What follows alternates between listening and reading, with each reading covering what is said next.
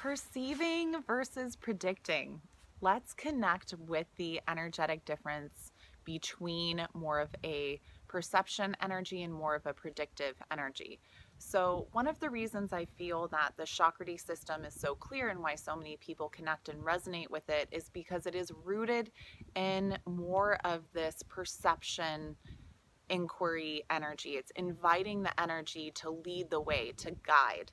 It's not serving as a fortune teller and it's not serving as giving the right answer. It's simply showing where energy tends to prioritize and how you can follow a specific pathway to become more curious and to invite in routes and tools for support. So, with that being said, I encourage you to just see if the questions that you're holding with the pendulum are more rooted in that observation, perception, curiosity energy, or if you find yourself really attached to the outcome, or if the questions that you're asking feel more future fixated, if there's that quality to them. So, for example, one of the ways that I work with the Chakrati energy is I look at the various chakra and organ energies that prioritize. I look at which parts of the energy are prioritizing and how that can paint a picture for leading the way into great conversation, into powerful healing dialogue, and it can invite in very clear methods of support.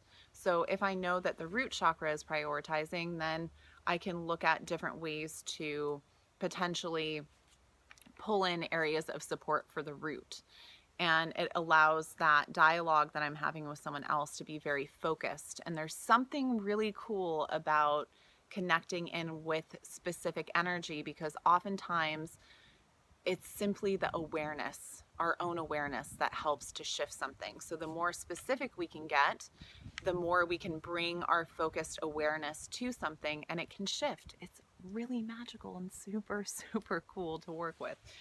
Predictive questions are going to be more connected with, will I meet my future husband next week? Am I going to win the lottery? Things like that that could be fun to work with, but chances are the pendulum will either not respond clearly. So maybe you'll get a yes, maybe you'll get a no, maybe it starts doing something funky it's never done for you before.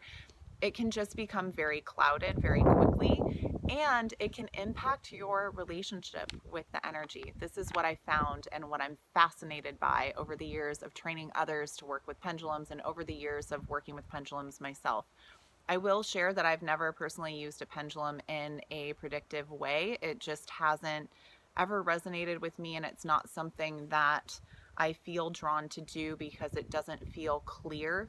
So I invite you to just connect with what comes through for you and notice if you are moving into more of that predictive inquiry, then does it shift the way in which the pendulum is responding? And maybe it won't. And maybe it's something that really works for you. And I invite you and always encourage you to connect with what resonates with you most, but something to think about. Just connecting with, are your questions or are the ways in which you're engaging with the pendulum rooted in more of that curiosity, observation, perception energy, or is it shifting more into that future predictive fixated quality? And that can be really helpful in strengthening your connection with this tool so that you can develop this intuitive skill set with this amazing, amazing tool. So I will see you in the next video and I hope that that's helpful. Bye.